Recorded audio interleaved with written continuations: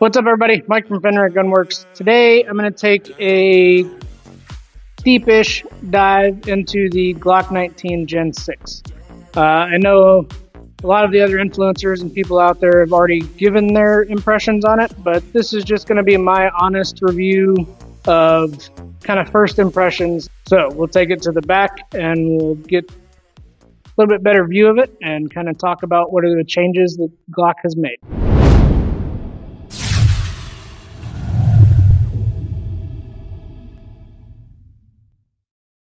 Alright guys, so as you can see, Glock 19 Gen 6, pretty standard Glock box.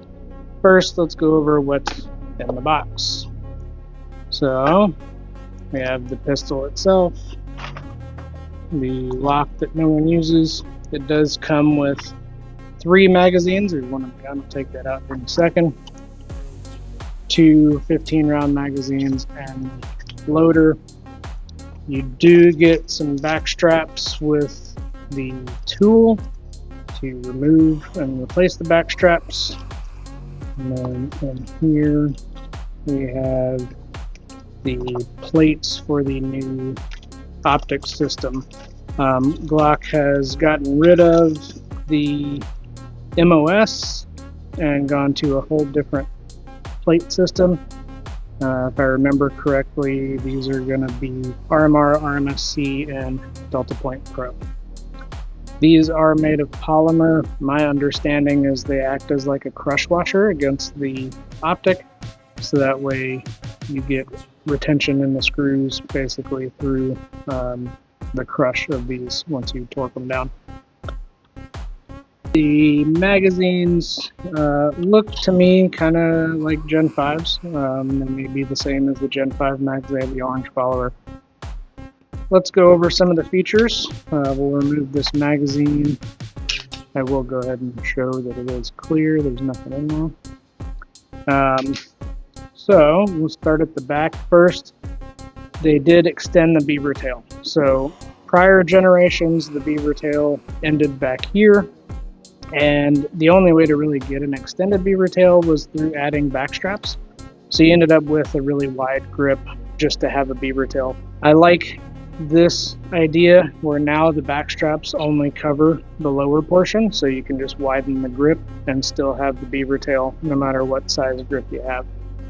Obviously, the big one that everyone notices right off the bat is going to be the texturing. It comes up farther, and it is a combination of 2 of Glock's prior texturing on grips. It's aggressive, but it's not so aggressive that it's uncomfortable to hold. It doesn't feel like it's going to move in my hand when I shoot it, so it's not overly aggressive where it's painful. They also did add this palm swell, so you can see instead of like prior Glocks where it was just straight down, kind of blocky and square, they did add a swell right in here, so it does fit into your hand pretty well. They did undercut the trigger guard, which is great. Now you don't end up with that spot that rubs. What I do like about it is they did contour it in as well. You can kind of see how it's rounded there as well, so it's not uncomfortable when you get a nice high grip on the gun. They added the gas pedal here and on this side for the lefties or for your trigger finger, either one. You do have that texture there. It's not the biggest ledge, but it does give you something to plant that support hand thumb on. So I feel like Glock really did some homework and kind of caught up to what everybody was doing to their guns and, you know, put it in the box essentially. So we already talked about the optic system changing to those plates. So when this plate comes off, there's a cutout that those plates sit into. So when you mount your optic, it's going to be, you know, as low on the slide really as it can be. The MOS system, the plates really kind of took away the height of the optic over the slide because they stood so tall. So it was kind of difficult to get an optic low like you want. The trigger, so again, clear. They changed out the trigger shoe to a flat face trigger, so that's a good feature as well. As far as the trigger pull goes, it's a Glock trigger. Let's be able to reset. and you're right there against the wall again. It's still a Glock trigger. It works, and that's what Glock's known for. It's functional and it works. It's reliable. It's repeatable.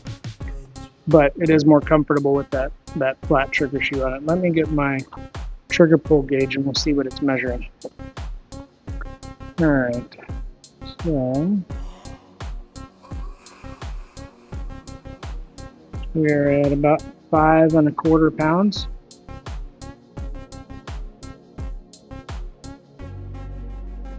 That was about 5 1/2. And that one was just under 5 1/4. So 5 1/4 pound pull, decent reset, so that's cool. Like I said, not a terrible trigger. They did go back to the single guide rod spring like in the Gen 3s. One other feature that I also like about this is if you notice the slide serrations front. Not as defined as the front, but the rear as well. The serrations are shallower at the bottom and deeper at the top. With these deeper serrations on the top, when you do go to rack on the front of the slide, it does allow a really nice bite. It does make it much more difficult to slip because of that depth at the top. The magwell does have a small flare to it, so not the biggest magwell, but you do have that flare to help kind of guide the magazine in. So not 100% sure, but it does feel like that magazine release is slightly larger, taller, I guess you could say. They did add an extra piece of polymer around the slide release on both sides, so it's a little bit more shielded. The extractor rod and spring is no longer. I think that's a pretty cool feature as well, so it's all right in here. So now when you run your optic screws in, what used to happen if you didn't know, the right side optic screw would go right into the extractor rod, which could cause issues. Now the extractor spring and everything is all right in here, so when you do run those screws in, you have a lot more slide for the screws to bite on the right side, and you don't have to worry about them running into your extractor rod and causing malfunctions in that. I feel like this is probably the most innovative generation of Glocks.